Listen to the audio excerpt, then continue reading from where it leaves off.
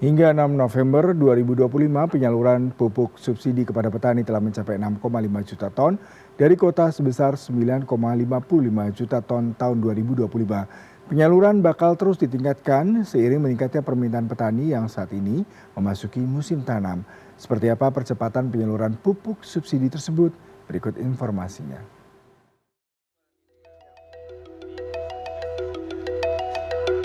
Pada Kamis siang bertempat di kios Cahaya Tani Dusun Tamelang, Kecamatan Purwasari, Kabupaten Karawang, Jawa Barat, Karman menebus 2 kuintal pupuk subsidi.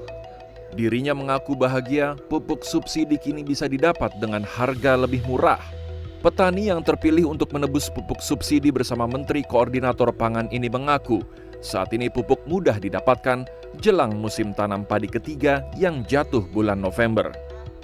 Saya tadi nebus Poska 2 karung, nebus Orea 2 karung, habis uang 300, berapa tuh? Ya pokoknya 360 sekian dah, 306 sekian. Jadi dikembalian 36.100. Oke, berarti masih ada hemat ya, Pak? Masih ada hemat, alhamdulillah. Nah, hematnya itu mau dipakai buat apa, Pak? Ya buat sawah juga, buat tani gitu. Jadi untuk kelebihannya itu buat anak-anak gitu, keluarga gitu, kebutuhan keluarga aja gitu. Pemilik kios Cahaya Tani, Sanusi, menyebut sejak adanya pengumuman penurunan harga pupuk subsidi 22 Oktober lalu, petani semakin banyak yang menebus pupuk di kiosnya.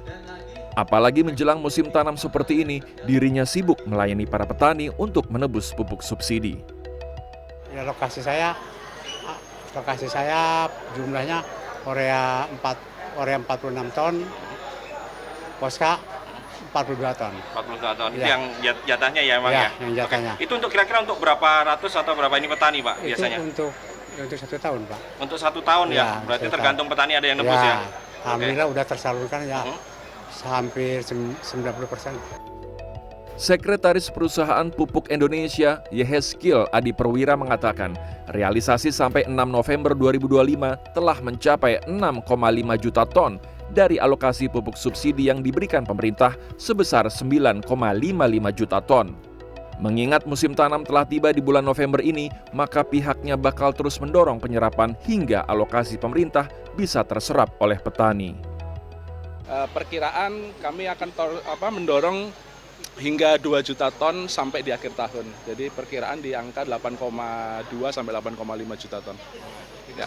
Ini caranya gimana nih biar cepat atau memang sekarang musimnya lagi pas atau seperti apa? Ya, betul. Jadi kalau untuk strategi penyerapan, kami secara masif memang melakukan sosialisasi kepada petani-petani, terutama memasuki musim tanam ketiga ini. Dan kalau kita lihat juga di beberapa daerah sudah mulai masuk musim penghujan.